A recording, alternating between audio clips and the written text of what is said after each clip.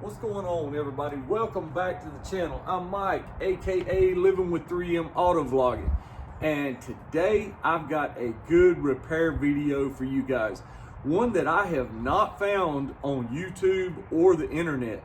So let's jump into it right now. If you got a Mercedes C250, I'm not sure about the 300s, but the 250s definitely. It's a 2014 model, thereabouts. You can experience all kinds of issues. You know, it's 2025 now, so it's getting a little bit of age on it, and I've shown several videos on how to replace coolant lines, oil leaks, stuff like that. So y'all need to stick around because we've developed a heater issue. That's right. Yeah, it's not heating up. Been 19, 20 degrees in the morning here in North Carolina, so it's really been pretty cold. And I go out to crank the car, you know, in the mornings, get ready for work, and it just heats up lukewarm. So if you're experiencing that problem, stick around. I'm going to show you how to fix it.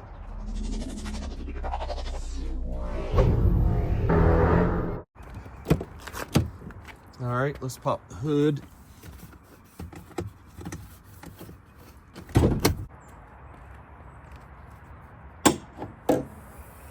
So I was trying to do some research and figure out exactly what the problem was.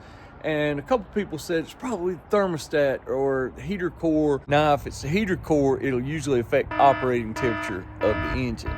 And engine's running fine. I know the thermostat usually throws a code. So if y'all are not throwing any codes that'll tell you exactly what your problem is, then chances are it's the heater control valve.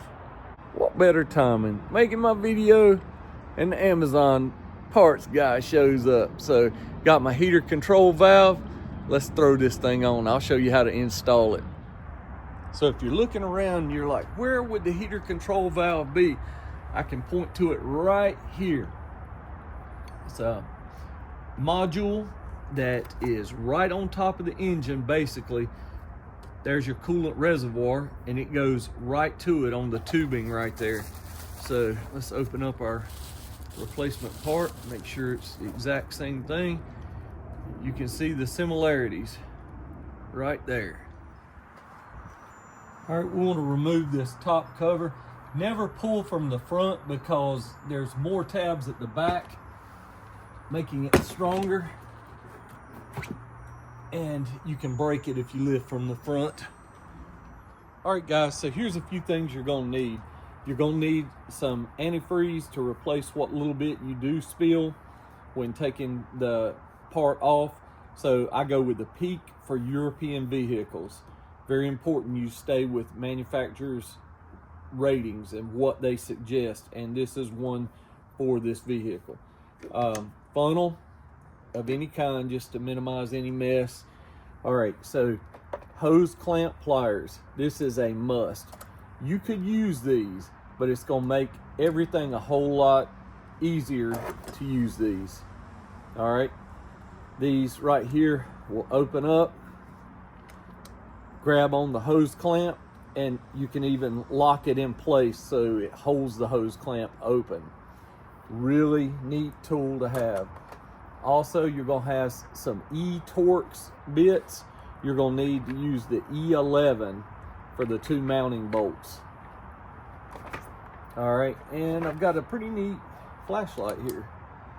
So you guys, like I say, check the links in the description below.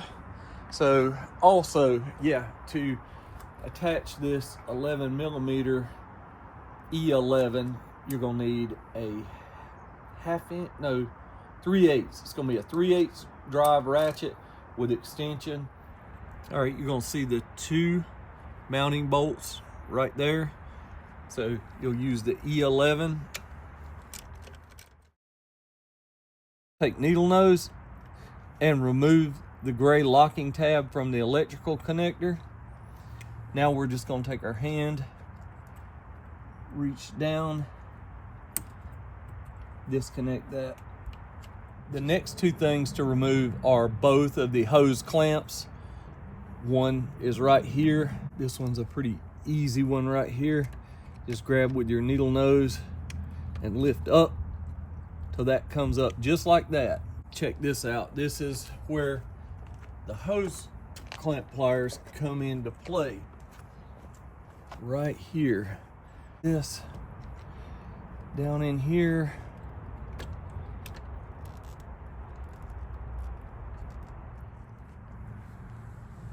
All right, got that on there. So you squeeze down just like that, then you can put this locking mechanism on there. See? And it holds the hose clamp open. So now we're gonna slide these off. Take our hose clamp pliers and just work that clamp back off of there. So it's back over there.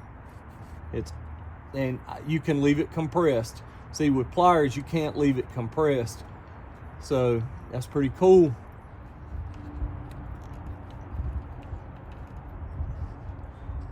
Haven't lost any coolant yet, but I imagine it's gonna come from the front. So I'm just pulling, working. I see it coming right now.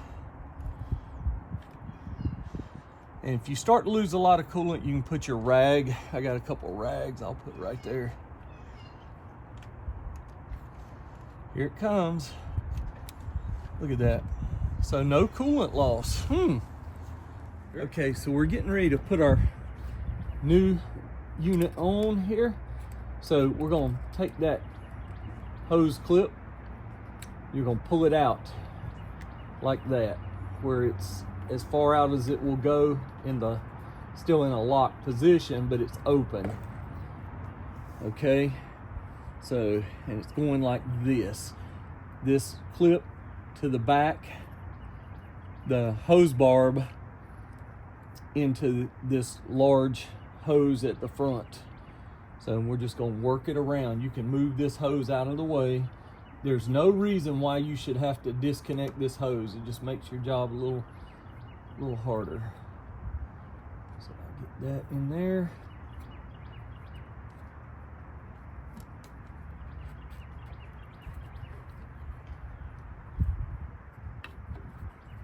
Like this.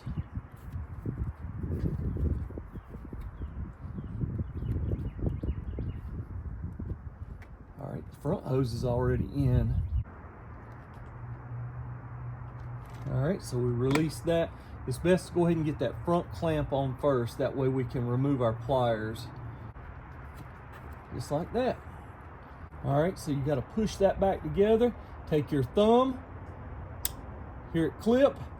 It's locked in place, so you have both hose clamps locked in place. Now I'm going to take the electrical connector, it's right down here, and it only goes in one way with the little section to the top right there. You push it in, it will not click in because you have got to put your gray clip in. And it goes in just like it came out with the little nipple facing upward. I'm gonna put the E-Torx bolts back in. Remember we said short one on the bottom. I'll go ahead and get the top long one in. A little easier to do.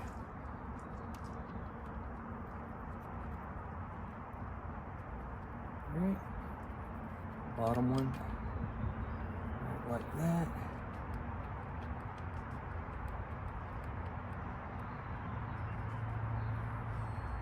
Now we're going to take our ratchet.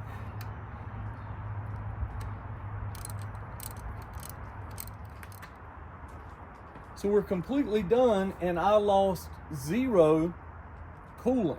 So we didn't lose any coolant. But it's best to have this right here on hand just in case. All right, before we put our cover back on the engine, I'm gonna keep this rag right here and I'm gonna crank it up, and when the coolant starts to flow, I'm gonna check for any leaks first.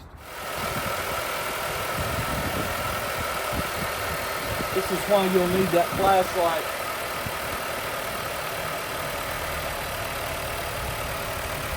this to keep an eye on the hose clamps.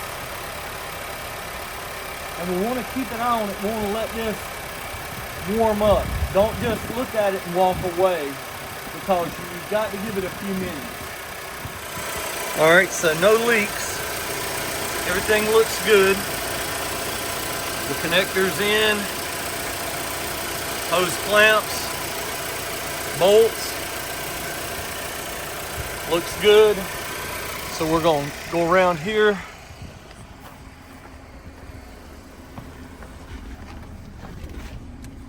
Sit down in here and we're going to crank up on full heat. Oh yeah, it's about to run me out of here right now. Woo! All right, finishing up, last step. I'm gonna put the top shroud back on. There they are.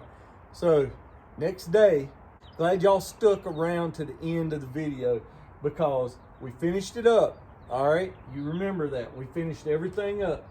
And I don't know if you remember, but while I'm working on the control valve, the heater control valve right here, I'm using my pliers right in here, and I noticed that this tube is actually broken.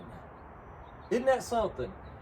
And I started looking on YouTube, finding out this is a common break.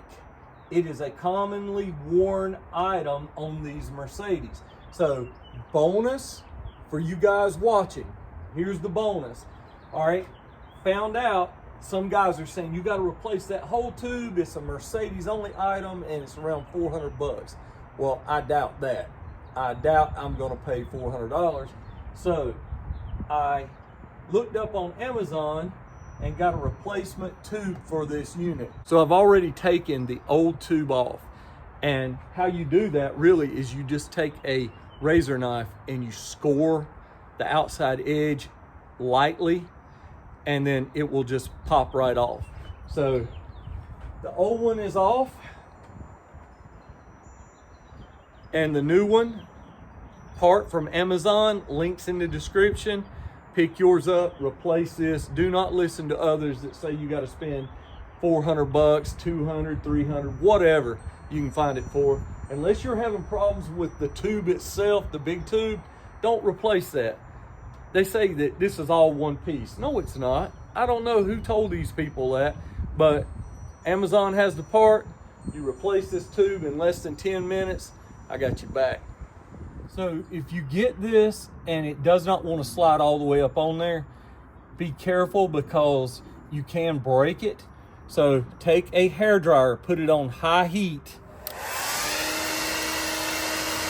Heat that fitting up and it'll make that more pliable and it'll slide up on there. Same with the bottom.